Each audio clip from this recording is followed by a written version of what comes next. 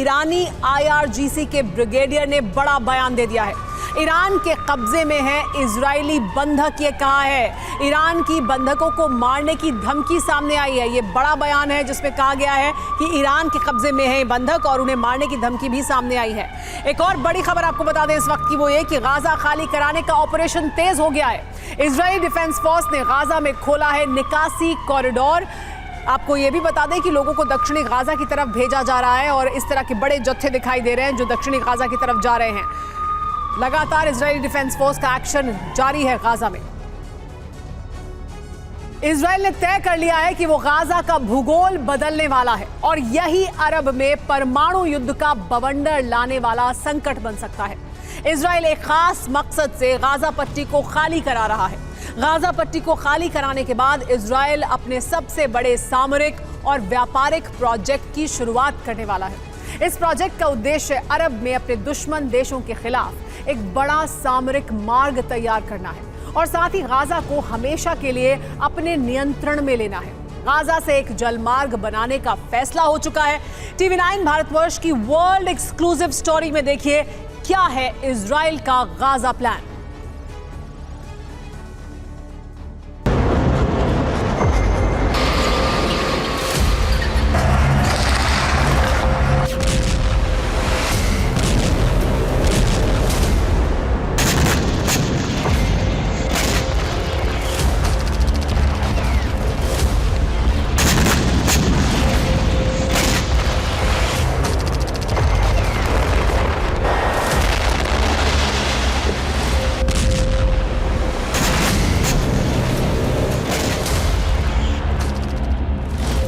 Biden ने मना किया कि गाजा पर कब्जा मत करो, लेकिन गाजा को फिर भी इजरायल खाली करा रहा है, तो इसके पीछे है बहुत बड़ा प्लान। गाजा पट्टी से इजरायल अरब के अपने विरोधी देशों की अर्थव्यवस्था ध्वस्त करने का प्लान बना चुका है।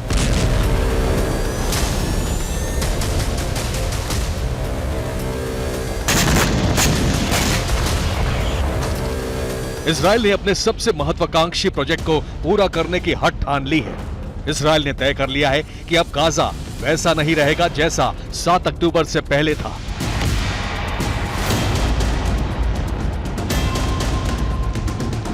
हमास का विनाश होगा और लाल सागर से लेकर भूमध्य सागर तक इजरायल के हिसाब से विकास होगा।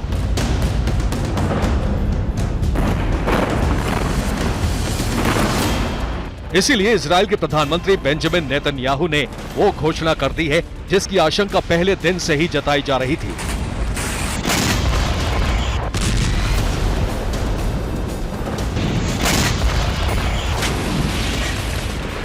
Israel will, for an indefinite period, will have the overall security responsibility.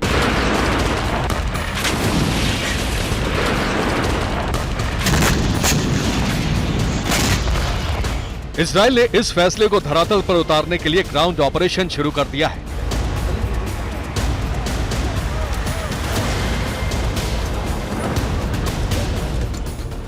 Israeli सेना ने अपना सबसे बड़ा लक्ष्य हासिल करने के लिए गाजा की घेराबंदी कर दी है।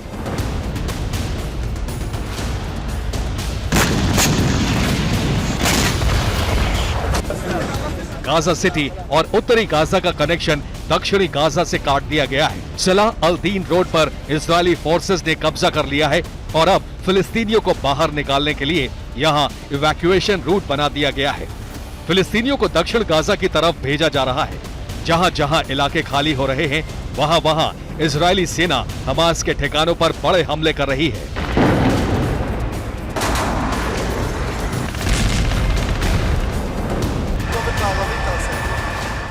यानी हमास का विनाश और गाजा से नागरिकों को बाहर निकालने का दोहरा ऑपरेशन तेज हो चुका है।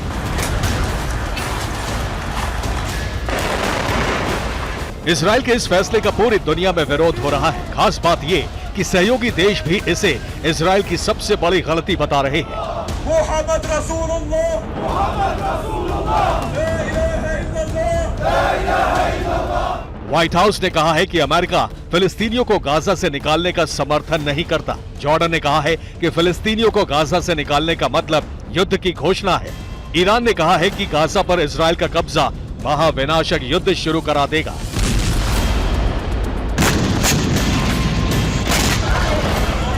लेकिन फिर भी इजराइल गाजा को खाली करा रहा है, तो इसके पीछे मकसद क्या है, ये TV9 भारतवर्ष की वर्ल्ड एक्सक्लूसिव स्टोरी से समझिए।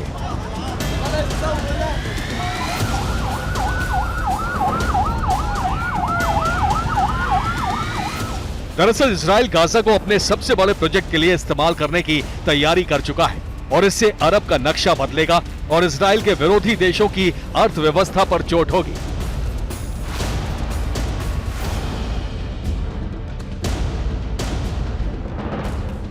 अभी लाल सागर से भूमध्य सागर को जोड़ने के लिए स्वेज नहर का प्रयोग होता है, लेकिन इजराइल इससे भी बड़ी नहर बेन गुरियन बनाने की तैयारी कर रहा है। स्वेज 120 किलोमीटर लंबी नहर है, लेकिन इजराइल की यह नहर 193 किलोमीटर लंबी और स्वेज से चौड़ी होगी, जो लाल सागर से भूमध्य सागर को जोड़ने का दूसरा व्यापारिक समुद्री मार्ग होगा। इजराइल बेन गुरियन प्रोजेक्ट को गाजा से पूरा करना चाहता है और इसके लिए गाजा का इस्तेमाल कैसे होने वाला है, ये समझिए।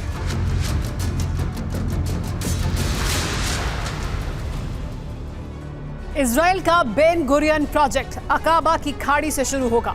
इजराइल जॉर्डन बॉर्डर पर इजराइल की पोर्ट सिटी एलात से ये नहर शुरू होगी। इसके बाद ये 100 किलोमीटर तक अराबा घाटी से होकर गुजरेगी। यहां से नेगेव रेगिस्तान की पहाड़ियों और जॉर्डेनियन हाईलैंड्स के बीच पहुंचेगी। डेड सी बेस के नजदीक पहुंचने से पहले नहर पश्चिम की तरफ मुड़ जाएगी और नेगेव माउंटेन रेंज की वैली से होकर गुजरेगी। अंत में ये नहर उत्तर की तरफ मुड़ेगी और गाजा पट्टी के बाहरी इलाके से होते हुए भूमध्य सागर में जाकर मिल जाएगी। ये इजराइल का पूरा प्लान है, लेकिन नया प्लान यह है कि नहर ठीक पहले की तरह ही अकाबा की खाड़ी से शुरू होगी। नहर का पूरा रूट ठीक पहले प्लान की तरह ही होगा, लेकिन जो नहर पहले गाजा पट्टी के बाहरी क्षेत्र से घुमाकर भूमध्य सागर तक लाई जानी थी, उसे गाजा पट्टी के बीच से निकाला जाएगा। यानी प्रोजेक्ट की लंबाई घट जाएगी और इसीलिए कहा यह जा रहा है कि इजराइल इसी लक्ष्य को हासिल करने के लिए गाजा को खाली करा रहा है।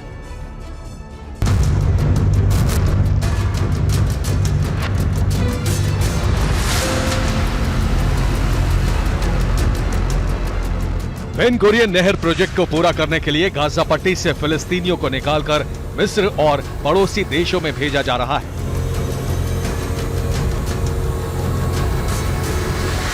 प्रोजेक्ट का नाम इजराइल के पहले प्रधानमंत्री डेविड बेन गुरियन के नाम पर रखा गया है। इजराइल के इस प्रोजेक्ट की लागत 4.5 लाख करोड़ रुपए है।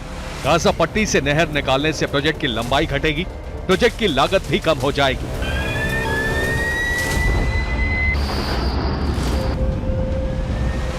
बेन गुरियन प्रोजेक्ट इजराइल के लिए व्यापारिक और सामरिक दोनों तरह से बहुत अहम है। 1967 की जंग में ही इजराइल को यह समझ में आ गया था। 13 मई 1967 को सोवियत रूस से मिस्र को इंटेलिजेंस मिला कि इजराइल सीरिया पर हमला करने वाला है। जवाब में मिस्र ने सिनाई में इजरायली बॉर्डर के नजदीक अपनी सेना तैनात कर दी। 2 दिन के अंदर अंदर मिस्र, इजराइल, जॉर्डन और सूडान ने अपनी सेना युद्ध के लिए तैनात कर दी। इराक ने भी अपनी सेना मदद के लिए जॉर्डन भेज दी। सऊदी अरब ने भी युद्ध में उतरने का इरादा बनाया, लेकिन युद्ध छिड़ा मिस्र के एक फैसले से। 22-23 मई 1967 को मिस्र ने इजरायली नौसेना के जंगी बेड़े को तिरान स्ट्रेट में ब्लॉक कर दिया। मिस्र की इस व्यू रचना से इजरायली नौसेना तिरान स्ट्रेट में फंस कर रह गई, यानी नौसेना की दक्षिणी विंग का कनेक्शन भूमध्य सागर से कट गया।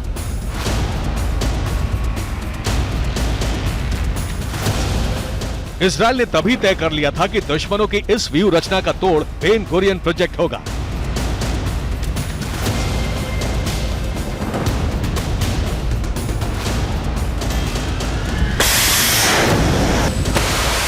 दरअसल मिस्र ने 1956 से 1957 तक इजराइल पर तिरान और स्वेज प्रवेश करने पर प्रतिबंध लगा दिया था।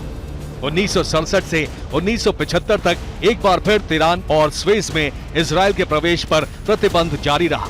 इजराइल ने इसीलिए बेन गुरियन प्रोजेक्ट का सपना देखा और उसका पूरा मकसद है मिस्र की कमर तोड़ देना। स्वेज नहर से गुजरने वाले जहाजों को मिस्र को ट्रांजिट फीस देनी पड़ती है। इससे मिस्र की अर्थव्यवस्था का बड़ा हिस्सा जुड़ा है। मिस्र को स्वेज नहर से साल 2020 में 50,000 करोड़ रुपए की आमदनी हुई थी। 2022 में मिस्र ने स्वेज नहर समुद्री मार्ग से 66,000 करोड़ रुपए कमाए। 2023 में मिस्र को 78,000 करोड़ रुपए की आमदनी स्वेज नहर से हुई। लेकिन बेन गुरियन नहर बनने से लाल सागर और भूमध्य सागर को जोड़ने वाला दूसरा रास्ता बन जाएगा। इससे मिस्र की आमदनी आधी हो जाएगी। इजराइल गाजा को खाली कराकर सामरिक और व्यापारिक समुद्री मार्ग तैयार कर रहा है।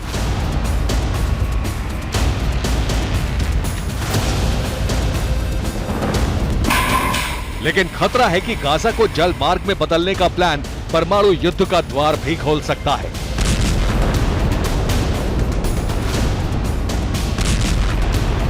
Bureau report, TV9 Bharatvarsh.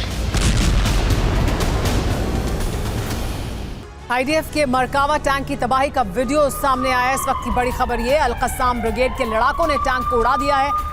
Heat anti tank rocket से मरकावा टैंक पर हमला किया गया है। HEAT एंटी टैंक रॉकेट है जिससे मरकावा टैंक पर हमला किया गया।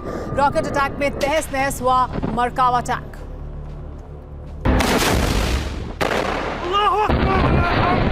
अल्लाहु अकबर। हमास के खात्मे के लिए गाजा पट्टी पर टोटल कंट्रोल के लिए आईडीएफ ने जंग का 5वां फेज 24 घंटे पहले शुरू कर दिया है। और जानते हैं, ग्राउंड ऑपरेशन के 5वें चरण में इजराइल 5 सूत्री प्लान के तहत उतरा है, जिसका मकसद है हमास की खुफिया सुरंगों को तबाह करना। उत्तरी गाजा से सेंट्रल गाजा तक हमास के टनल नेटवर्क को ध्वस्त करना। आखिर कैसे नेतन्याहू के बारूदी होमवर्क से हमास का काम तमाम होगा? कैसे जमीन के भीतर मौजूद हमास का सुरक्षा किला नेस्तनाबूद होगा? देखिए इस रिपोर्ट में।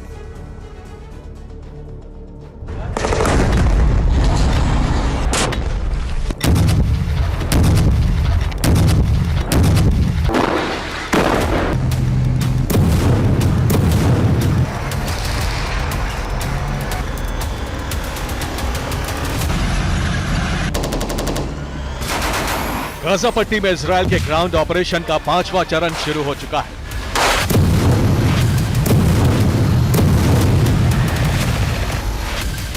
जिसका मकसद है हमास के लड़ाकों से आमने सामने की जंग।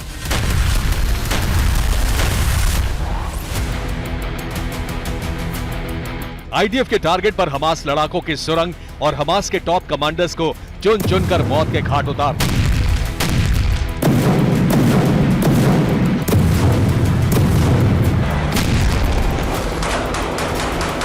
तैंतीस दिनों के भीतर ही इजरायली सेना उत्तरी गाजा से होते हुए पहली बार गाजा सिटी के सेंटर में पहुंच चुकी है।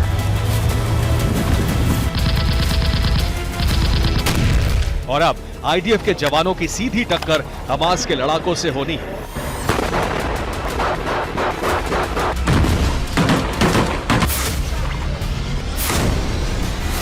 वो भी सेंट्रल गाजा के वॉर जोन में,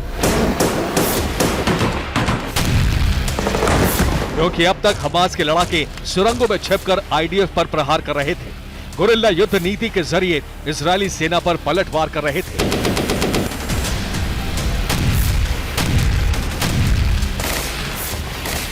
मगर अब हमास की गाजा सिटी में चौतरफा घेराबंदी हो गई है। फिलहाल आईडीएफ का पहला टारगेट है गाजा सिटी में मौजूद हमास की सुरंगों को तलाशना, उन्हें तबाह करना।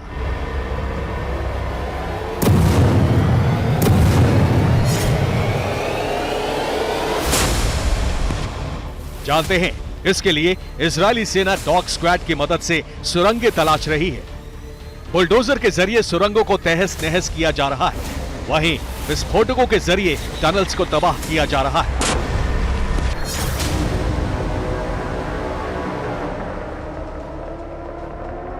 सेंट्रल गाजा के कोने कोने में मौजूद टनल्स के मकड़ जाल को ट्रेस और डिस्ट्रॉय करने के लिए आईडीएफ के कॉम्बैट इंजीनियरिंग कोर के जवान पूरी शिद्दत के साथ लगे हुए हैं।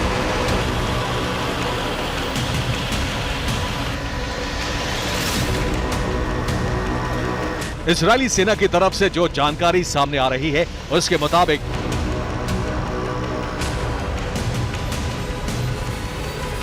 आईडीएफ ने अब तक 200 सुरंगों को ध्वस्त किया है। हमास के 14,000 ठिकाने नेस्तनाबूद किए हैं। सुरंगों में मौजूद 4,000 हथियार जब्त किए गए हैं।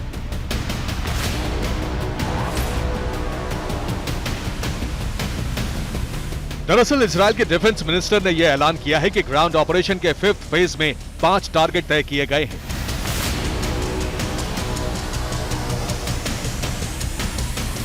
और वो हैं हमास के आतंकी, हमास के टॉप कमांडर, हमास के इंफ्रास्ट्रक्चर, हमास के बंकर और गाजा पट्टी में फैला हमास का कम्युनिकेशन सेंटर।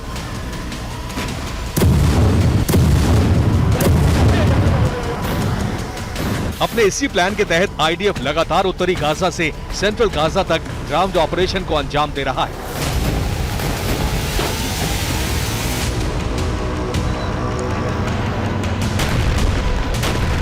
जानते हैं, आईडीएफ के 5 सूत्री प्लान के तहत उन्हें कामयाबी भी मिली है। गाजा सिटी में मौजूद हमास का बारूदी जखीरा और जंग से जुड़े तमाम साजो सामान बरामद किए गए हैं।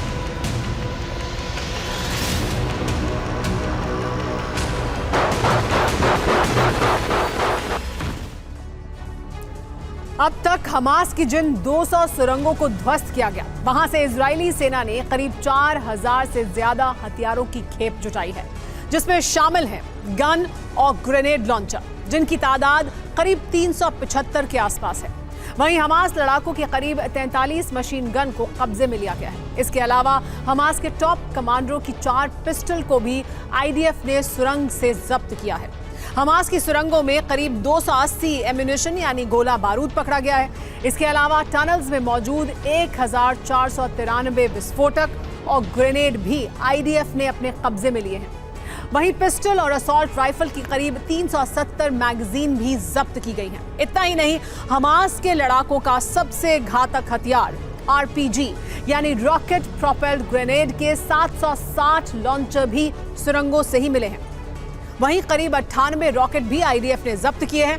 5 एंटी एयरक्राफ्ट वॉरफेयर भी सुरंगों से पाए गए हैं। 3 एंटी टैंक मिसाइलों को भी इजरायली सेना ने अपने कब्जे में लिया है। इसके अलावा 41 जीपीएस सिस्टम भी हमास की सुरंगों से मिले हैं। 147 कम्युनिकेशन सिस्टम जिनका इस्तेमाल हमास के लड़ाके करते थे, उन्हें भी सुरंगों से जब्त किया गया है। हमास के करीब 140 सर्विलांस कैमरे सुरंगों में पाए गए हैं।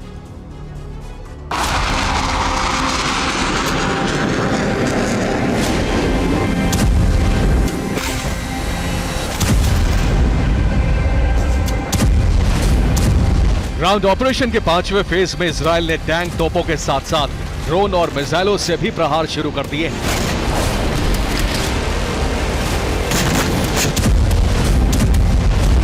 हमास के टॉप कमांडरों को कैप्चर करने के लिए सर्च ऑपरेशन लगातार जारी है।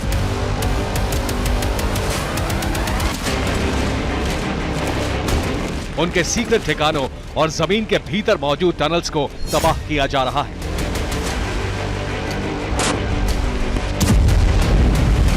गाजा से जो सबसे ताजा अपडेट सामने आ रहा है वो ये कि इजरायली सेना के कमांडो और सैकड़ों की तादाद में टैंक गाजा सिटी को घेर चुके हैं। गाजा शहर के मुख्य सड़क और चौराहों पर भीषण तरीके से जमीनी जंग जारी है।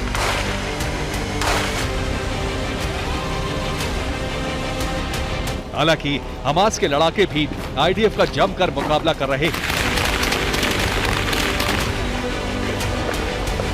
हमास के हमलों में कई इजरायली सैनिकों के मारे जाने की खबरें भी सामने आ रही हैं। हमास ने बाकायदा वीडियो जारी करते हुए आईडीएफ के नुकसान का दावा किया है। वहीं आईडीएफ की तरफ से भी गाजा पट्टी की जंग को लेकर बड़ा ऐलान किया गया है।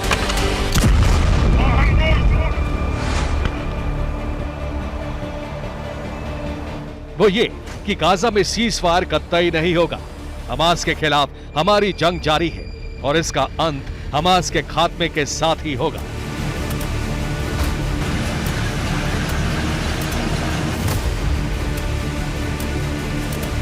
आपको बता दें कि इजरायल ने गाजा पर कंट्रोल करने के लिए 7 चरण में बारूदी ऑपरेशन को अंजाम देने के लिए ब्लूप्रिंट तैयार किया है। यकीन मानिए, अगर आईडीएफ अपने मिशन में कामयाब रहा तो फिर गाजा का खंड खंड होना तय है। गाजा का कई हिस्सों में बंटना तय है और इसके साथ ही गाजा पट्टी से हमास का वजूद मिटना भी तय है।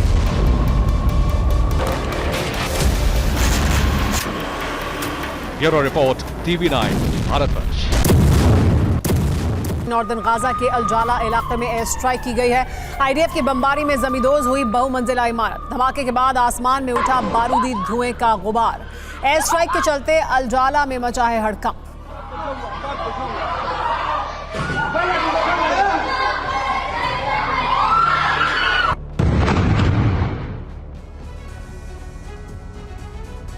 गाजा युद्ध की आग समंदर में पहुंच चुकी है।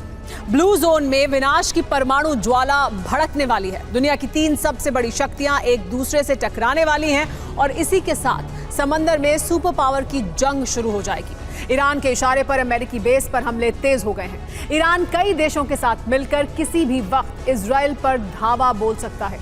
ईरान को रोकने के लिए अमेरिका ने अब तक का सबसे बड़ा कदम उठा लिया है।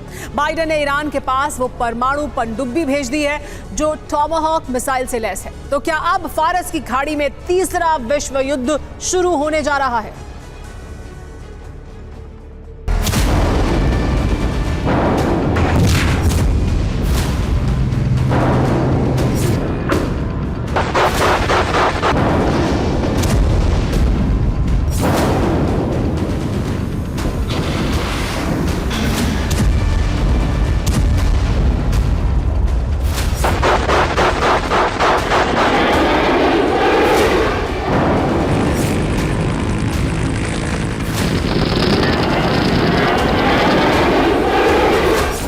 ये युद्ध अब सिर्फ इजराइल और हमास का युद्ध नहीं रहा। ये जंग अब तीसरे विश्व युद्ध का रूप लेती जा रही है।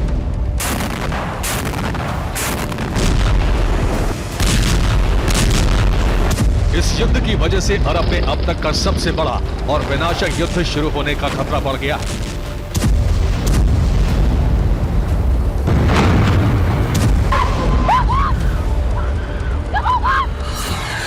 ये सुपर पावर का रन होगा। इसमें एक दो नहीं बल्कि दुनिया की सभी महाशक्तियां शामिल होंगी।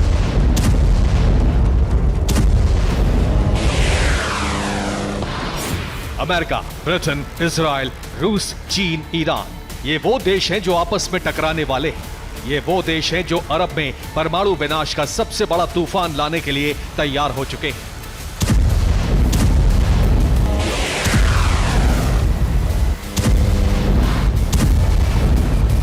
अरब में ये एटमी रन ब्लू जोन में छिड़ने वाला है। समंदर की उफनती लहरों पर ऐसी जंग होने जा रही है जो कई देशों में विध्वंस का कारण बन सकता है।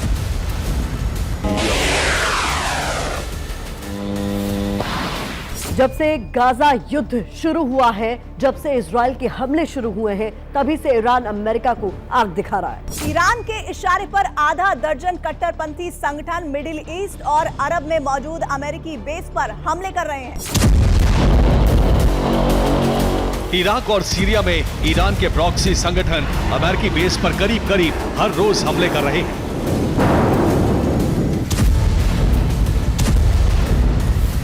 चौबीस घंटे के अंदर अमेरिका के 4 बेस पर हमले हुए। इराक के इस्लामिक रेजिस्टेंस ने इराक में एरबिल के पास मौजूद अल हरीर एयरबेस पर ड्रोन हमले किए। एरबिल के पास ही अमेरिका के एक और सैन्य ठिकाने पर हमला किया गया। सीरिया में अमेरिका के कोनिको बेस पर अटैक हुआ। सीरिया के ग्रीन विलेज में मौजूद अमेरिका के सैन्य ठिकाने पर आक्रमण किया गया।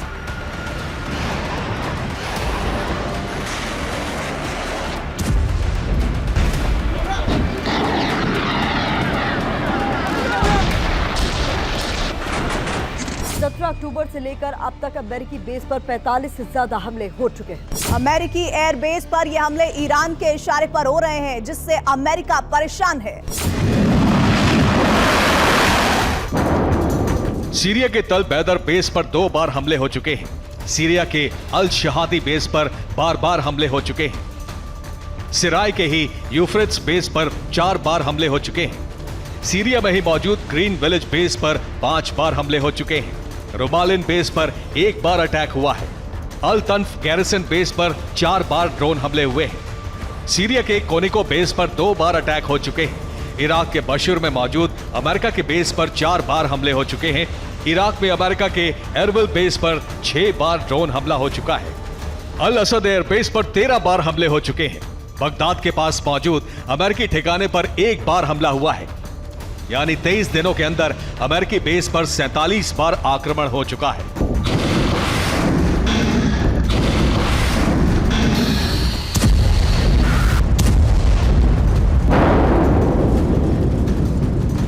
ईरान सिर्फ अमेरिकी बेस पर ही नहीं बल्कि इजराइल पर भी अटैक करवा रहा है। यमन से हूती विद्रोही लगातार इजराइल पर रॉकेट और ड्रोन से हमले कर रहे हैं। 24 घंटे में हूती ने 2 बार इजरायली धरती को दहलाने की कोशिश की। अमेरिका के पास इस बात की सीक्रेट रिपोर्ट है कि ईरान भी युद्ध में उतरने की तैयारी कर रहा है।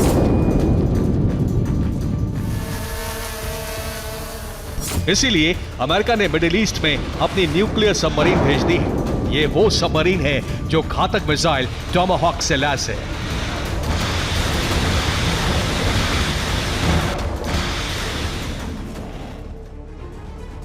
अमेरिका ने ईरान, इराक और सीरिया के पास फारस की खाड़ी में जो न्यूक्लियर सबमरीन भेजी है उसमें टॉमाहॉक मिसाइल लगी है। अमेरिका की टॉमाहॉक मिसाइल कितनी खतरनाक है अब इसे भी समझिए। असल में टॉमाहॉक मिसाइल सब सोनिक क्रूज मिसाइल है। यह सब सोनिक स्पीड से दुश्मन पर हमला करती है। इसकी रेंज है 2500 किलोमीटर, यानी ये 2500 किलोमीटर दूर मौजूद अपने टारगेट को तहस नहस कर देती है। ये 400 किलोमीटर प्रति घंटे की रफ्तार से जाकर धावा बोलती है। ये अपने साथ 450 किलो का वॉरहेड ले जाकर तबाही मचाती है। इस मिसाइल को इंटरसेप्ट करना बहुत मुश्किल होता है। अमेरिका ने जो पनडुब्बी भेजी है उसमें 154 टॉमाहॉक मिसाइलें लगी हैं। युद्ध की स्थिति में अमेरिकी नेवी इन्हीं घातक मिसाइलों से प्रहार करेगी।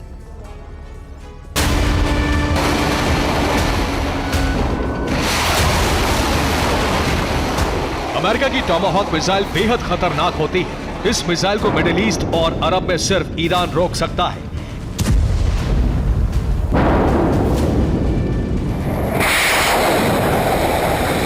ईरान के पास रूस के अत्याधुनिक एयर डिफेंस है जिससे वो टॉमाहॉक मिसाइल को इंटरसेप्ट कर सकता है।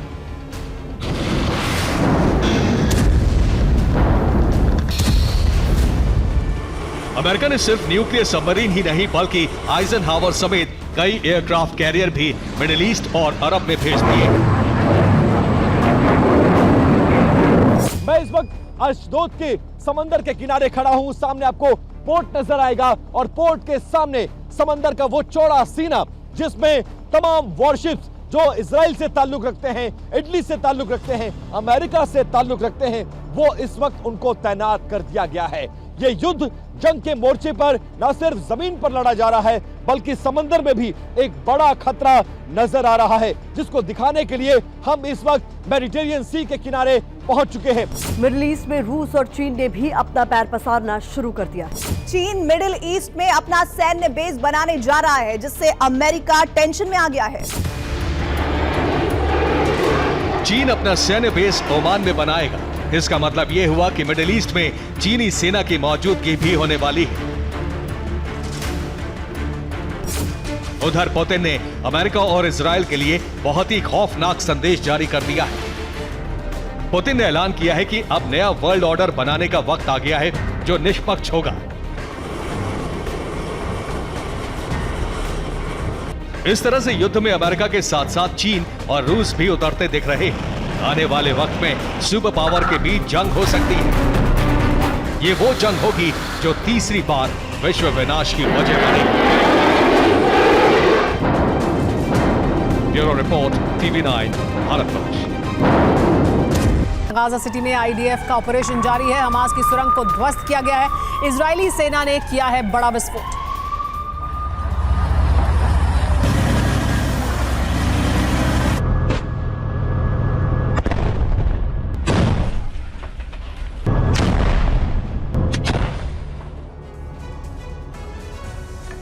तीन दिन के बाद हिजबुल्लाह चीफ हसन नसरुल्लाह कोई बड़ा ऐलान कर सकता है। हो सकता है उस ऐलान के बाद मिडिल ईस्ट सुलगने लगे, क्योंकि नसरुल्लाह के टारगेट पर इजराइल है जो पहले ही हमास के हमले का शिकार हो चुका है।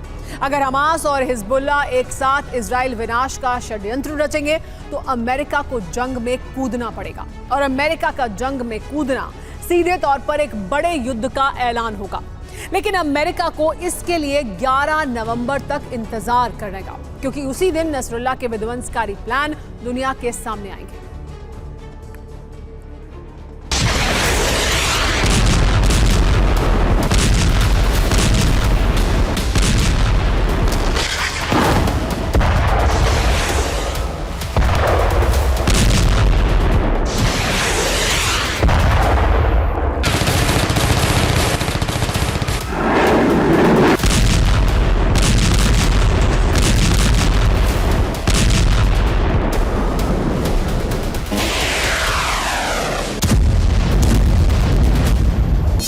11 नवंबर नसरल्लाह के बड़े ऐलान का दिन।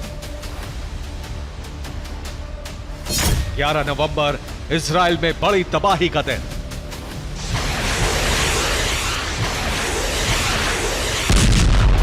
बस 3 दिन और उसके बाद मिडिल ईस्ट में ऐसा बारूदी बवंडर उठेगा जिसमें इजराइल के अस्तित्व पर बड़ा संकट पैदा हो जाएगा।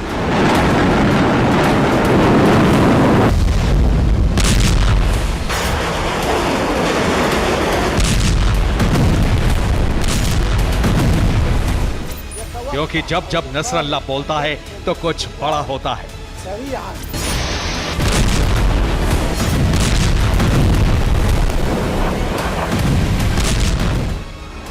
पिछली दफा शुक्रवार यानी 3 नवंबर को नसरल्लाह ने अपने समर्थकों को संबोधित किया तो मानो हिजबुल्लाह और हमास जैसे संगठन में नई जान आ गई, जिसके बाद इजराइल पर हमले पहले से तेज हो गए।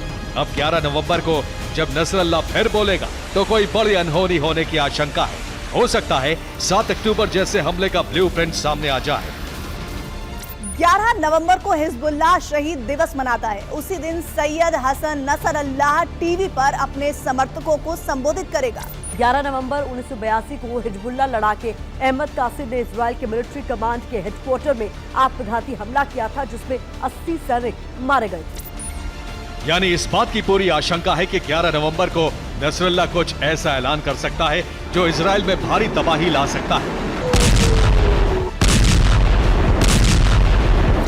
क्योंकि 3 अक्टूबर को संबोधन में हिजबुल्लाह ने साफ कहा था कि इजराइल के खिलाफ सारे विकल्प टेबल पर हैं, बस उन्हें आजमाना बाकी है।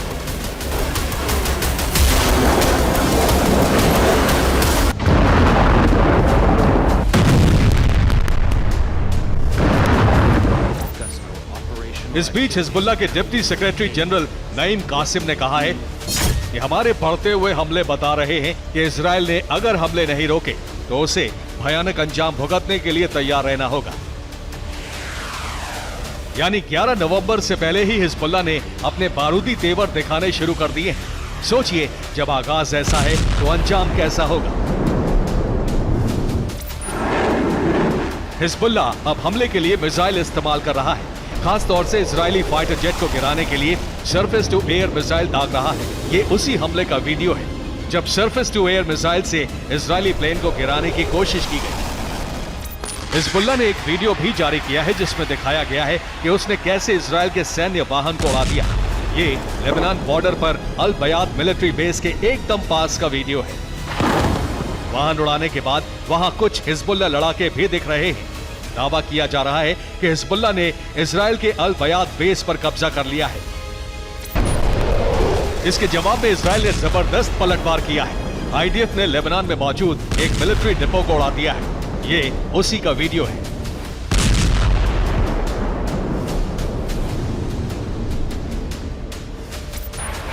इजराइल लगातार लेबनान में हिजबुल्लाह के ठिकानों पर एयर स्ट्राइक कर रहा है। उसके फाइटर जेट बम गिरा रहे हैं। ज्यादातर हमले दक्षिणी लेबनान के आयता अल शाब, नाकुरा, खियाम शहरों में हिजबुल्लाह के ठिकानों पर किए हैं। इजराइल को इस बात का अंदाजा हो गया है कि 11 नवंबर को हिजबुल्लाह कुछ बड़ा करने वाला है। नसरल्लाह का संदेश प्रसारित होने के बाद इसकी ज्यादा आशंका है। इसलिए इजराइल ने लेबनान बॉर्डर पर डिप्लॉयमेंट बढ़ा दिया है। अतिरिक्त सैनिकों के अलावा एक खास ब्रिगेड की तैनाती कर दी गई है। इजराइल ने लेबनान बॉर्डर पर रीम ईटन ब्रिगेड लगा दी है। रीम ईटन एक रॉकेट लॉन्चर ब्रिगेड है जो एक बार में 150 से ज्यादा रॉकेट दाग सकती है। 1973 के बाद रीम ईटन को सरहद पर लगाया गया है। उस वक्त इजराइल ने रीम के सहारे गाजा में रॉकेट दागकर तबाही मचाई थी। अगर हिजबुल्लाह 11 नवंबर को युद्ध का ऐलान करता है तो इजराइल उसकी तैयारी कर चुका है। फाइटर जेट एयर स्ट्राइक करेंगे और जमीन पर रीम के सहारे हिजबुल्लाह का मुकाबला किया जाएगा। आईडीएफ का दावा है कि लेबनान बॉर्डर पर राडवान ब्रिगेड के 1000 से ज्यादा लड़ाके घुसपैठ की कोशिश में हैं, जिन्हें रोकने के लिए ही रीम को सरहद पर लगाया गया है। यानी रीम ईटन का मुकाबला सीधे तौर पर हिजबुल्लाह की राडवान ब्रिगेड से है। यानी 11 नवंबर को गाजा बॉर्डर जैसे हालात लेबनान बॉर्डर पर हो सकते हैं। बारूदी जलजला आ सकता है। Bureau report, TV9 Bharat. Gaza में आमने सामने की जंग का खौफनाक वीडियो सामने आया। इस वक्त की बड़ी खबर, अल कस्साम ब्रिगेड और आईडीएफ के बीच भीषण मुठभेड़। अल कस्साम ब्रिगेड ने आईडीएफ पर जबरदस्त गोलीबारी की है। AK-47 और रॉकेट लॉन्चर से इजरायली सेना पर हमला किया गया है।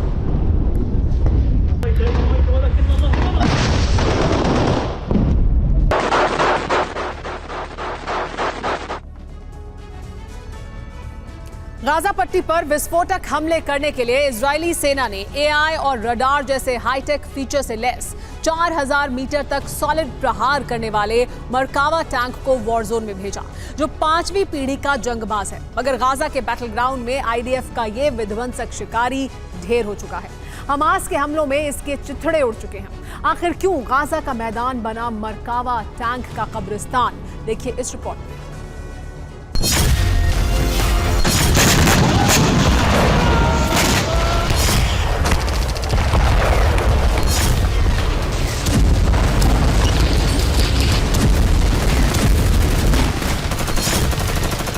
पांचवी पीढ़ी के जिस विध्वंसक के दम पर इजरायल ने गाजा जीतने का प्लान बनाया, उस जंगबाज के बारूदी ट्रेलर से हमास के लड़ाकों को दहलाने का ब्लूप्रिंट बनाया।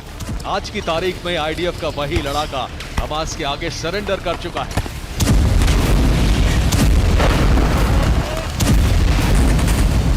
हमास की विंग अल कस्साम के घातक हथियारों के चलते तबाह हो चुका है।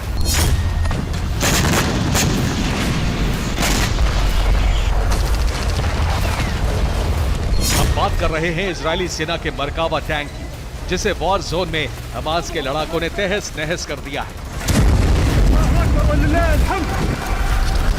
ग्राउंड ऑपरेशन की अगुवाई कर रहे इस मेन बैटल टैंक की गाजा में कब्रगाह बना दी है।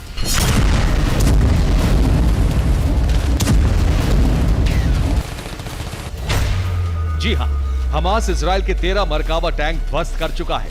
मरकावा टैंक की तबाही से जुड़े कई वीडियो सामने आए हैं। हमास की अल कस्साम ब्रिगेड ने मरकावा टैंक तबाह किए।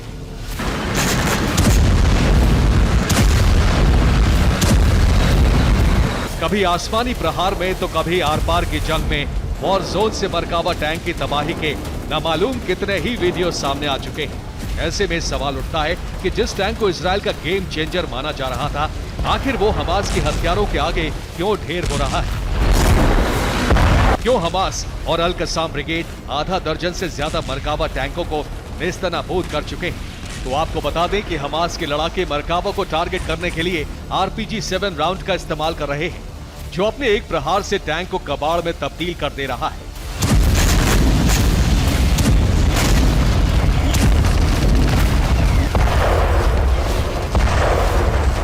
जी हां, भले ही इजरायल ने मरकावा टैंक के सुरक्षा कवच को मजबूत करने के लिए कोप कैच तकनीक का इस्तेमाल किया, बावजूद इसके RPG-7 उसे ढेर कर रहा है। आखिर कैसे, ये भी जान लीजिए।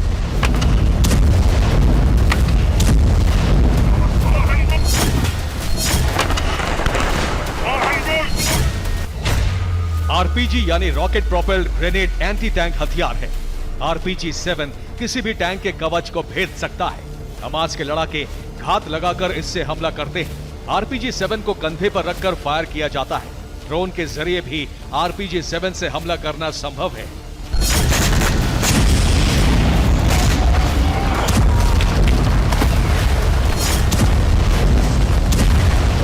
ये एंटी टैंक हथियार ही हमास के लिए गेम चेंजर और आईडीएफ के मरकावा टैंकों के लिए काल बना हुआ है। जैसे ही इजरायली सेना के टैंक RPG-7 की रेंज में आते हैं, हमास के लड़ाके घात लगाकर हमला बोल देते हैं।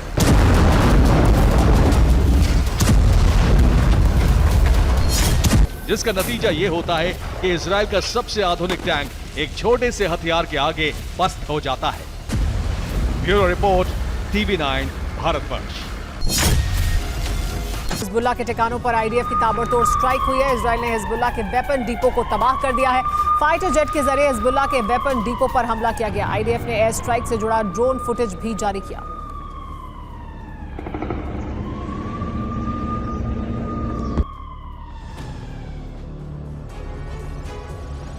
सात नवंबर की रात करीब 8:30 बजे आईडीएफ ने एक ऐलान किया। आईडीएफ प्रवक्ता हगारी ने कहा कि बख्तरबंद वाहन और इजरायल के सैनिक गाजा शहर के बीच पहुंच गए हैं। दशकों बाद इजरायली सेना गाजा के इतना अंदर तक पहुंची है, लेकिन 8 नवंबर की सुबह इजराइल के लिए अब तक की सबसे बड़ी खबर सामने आई। ये खबर है 7 अक्टूबर के हमलों के मास्टरमाइंड की घेराबंदी।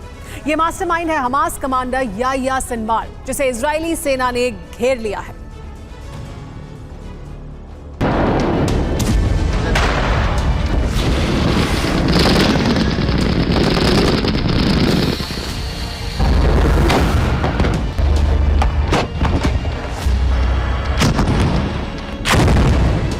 उत्तरी गाजा का मध्य हिस्सा यानी गाजा सिटी, हमास का सबसे बड़ा किला, हमास का सबसे बड़ा ठिकाना और हमास का सबसे बड़ा गढ़।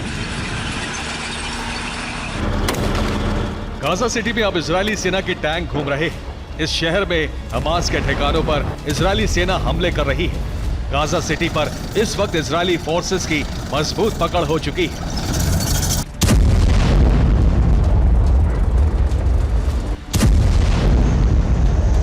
हमास के विनाश का मकसद लेकर इजरायली फोर्स 7 नवंबर की शाम गाजा सिटी में दाखिल हुई और 8 नवंबर की सुबह ये खबर आई। मतलब ये कि इजरायली फोर्सेस ने गाजा में अपने सबसे बड़े टारगेट को घेर लिया है। गाजा का बिन लादेन है याह्या सिनवार। इसकी उम्र है 61 साल और ये गाजा में हमास का सबसे बड़ा लीडर है। इसे गाजा का बिन लादेन कहा जाता है। इजरायली सेना ने याह्या सिनवार को एक बंकर में घेर लिया है और ऐलान हो चुका है कि मौत सिनवार से कुछ ही कदम दूर है।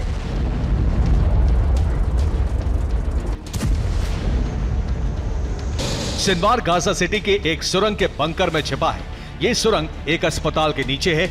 सुरंग के मुहाने पर इजरायली फोर्सेस का ऑपरेशन जारी है। इजरायली डिफेंस फोर्स ने सुरंग से हमास का कनेक्शन काट दिया है। गाजा सिटी में याह्या सिनवार को निपटाने का ऑपरेशन जारी है। सिनवार इजराइल के लिए सबसे बड़ा खतरा है और उसको खत्म करना आईडीएफ के लिए बड़ी सफलता के साथ मनोबल बढ़ाने वाला ऑपरेशन होगा। अक्टूबर में इजराइल पर हमला करने वाली ब्रिगेड सिनवार ने तैयार की थी। गाजा में कमांड कंट्रोल सेंटर से सिनवार हमलावरों को आदेश दे रहा था। याह्या सिनवार गाजा में हमास का पूरा ऑपरेशन संभालता है। सिनवार इस वक्त बंकर में अकेला फंसा है। हमास के साथ उसका संपर्क टूट चुका है।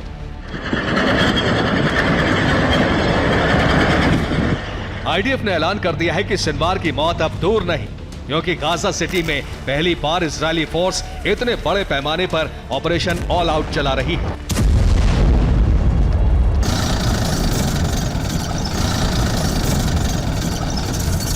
गाजा सिटी में हमास की सुरंगों को साफ किया जा रहा है। 1500 से ज्यादा हमास लड़ाकों को ढेर कर दिया गया है। इजरायली ग्राउंड फोर्स एयरफोर्स को हमास के ठिकानों की लोकेशन दे रही है। एयरफोर्स प्रिसिशन गाइडेड बम से ठिकानों पर हमले कर रही है।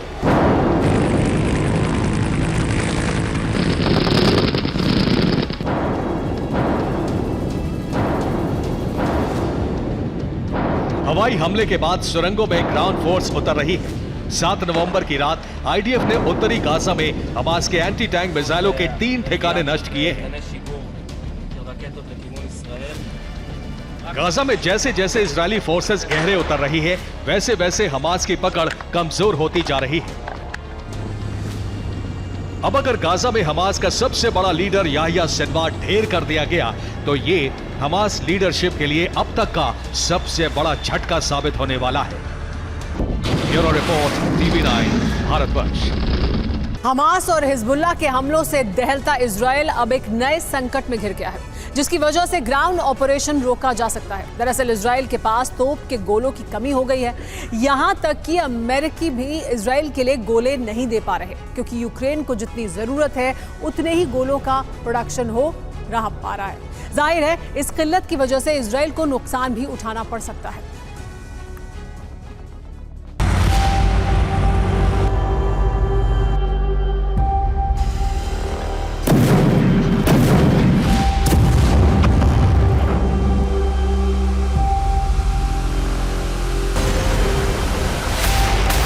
एक तरफ इजराइल रॉकेट स्ट्राइक से थर्रा रहा है, दूसरी तरफ हमास और हिजबुल्लाह लड़ाकों ने उसकी नाक में दम किया हुआ है।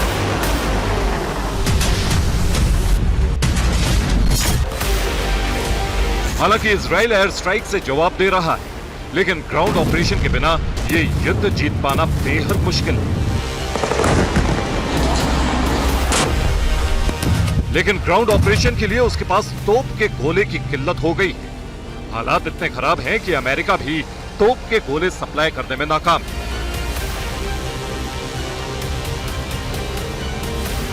इसके पीछे बड़ी वजह बताई जा रही है यूक्रेन रूस युद्ध।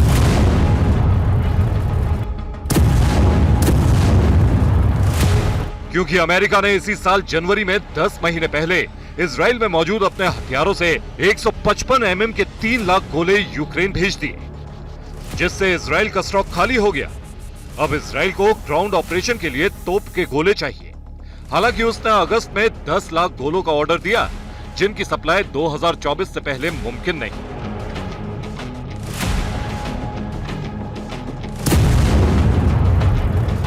खास बात यह कि नाटो देश भी मिलकर इजराइल को इतनी तादाद में गोले नहीं दे पा रहे। ऐसे में गाजा और वेस्ट बैंक में ग्राउंड ऑपरेशन सिर्फ सैनिकों के भरोसे है, जो सुरंग में छिपे हमास लड़ाकों का मुकाबला करने में कमजोर साबित हो रहे हैं। क्योंकि हमास लड़ाके सुरंग से रॉकेट दागकर फिर छिप जाते हैं। अब सुरंग को तबाह करता है तो तोप के गोले चाहिए, जहां इजराइल बेबस साबित हो रहा है। अगर अमेरिका तोप के गोलों का प्रोडक्शन युद्ध स्तर पर करे तो भी रोज 500 गोले ही बना सकता है, यानी हर महीने 15,000 गोले बना पाता है, जिसमें से 10,000 गोलों की जरूरत अकेले यूक्रेन को है। जबकि इजराइल को 3 मोर्चों यानी सीरिया, लेबनान और गाजा बॉर्डर पर गोलों की जरूरत है, यानी यूक्रेन के मुकाबले कहीं ज्यादा गोले चाहिए। जबकि अमेरिका से सिर्फ 5,000 गोले ही मिल सकते हैं, जिसकी खेप भी अगले महीने से मिल पाएगी। यानी जितनी डिमांड है उतनी सप्लाई नहीं। लेकिन अमेरिका का कहना है कि वो अगले साल की शुरुआत तक 24,000 गोले हर महीने बना पाएगा, जिस पर करीब 12,000 करोड़ का खर्च आएगा। लेकिन ये प्रोडक्शन होने में अभी 2 महीने का वक्त, यानी सुरंगों के नष्ट करने में अभी काफी वक्त लग सकता है। जबकि युद्ध का हर दिन इजराइल पर भारी पड़ता जा रहा है। गाजा में बमबारी के खिलाफ ग्लोबल विरोध हो रहा है। लाखों करोड़ों लोग नेतन्याहू और उनकी सेना के खिलाफ अपने क्रोध का प्रदर्शन कर रहे हैं। लेकिन नेतन्याहू के खिलाफ जो बगावत इजराइल में शुरू हुई है वो बेहद खतरनाक है।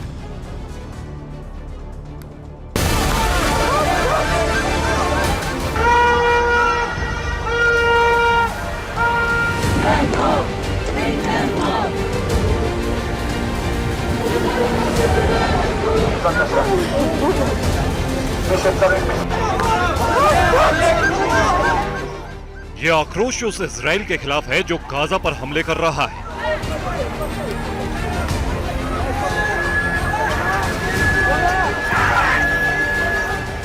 ये क्रोध उस कत्लेआम के खिलाफ है जो गाजा में हो रहा है।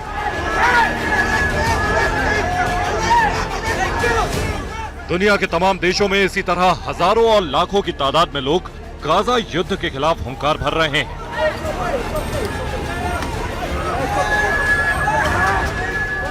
गाजा पर हो रहे हमलों को रोकने की मांग हो रही है।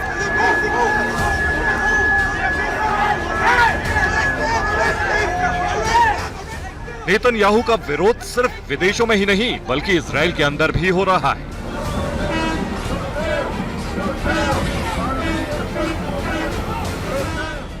तेल अवीव में लगातार विरोध प्रदर्शन हो रहे हैं। हजारों लोग सड़कों पर उतरकर नेतन्याहू के खिलाफ नारेबाजी कर रहे हैं।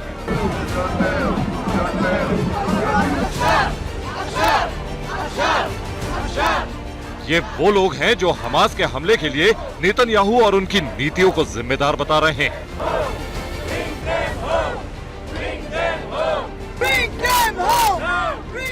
ये भीड़ न सिर्फ बंधकों को वापस लाने की मांग कर रही है बल्कि नेतन्याहू से इस्तीफा देने को कह रही है। मतलब ये कि नेतन्याहू युद्ध के बीच अपने ही घर में बुरी तरह से घिर गए।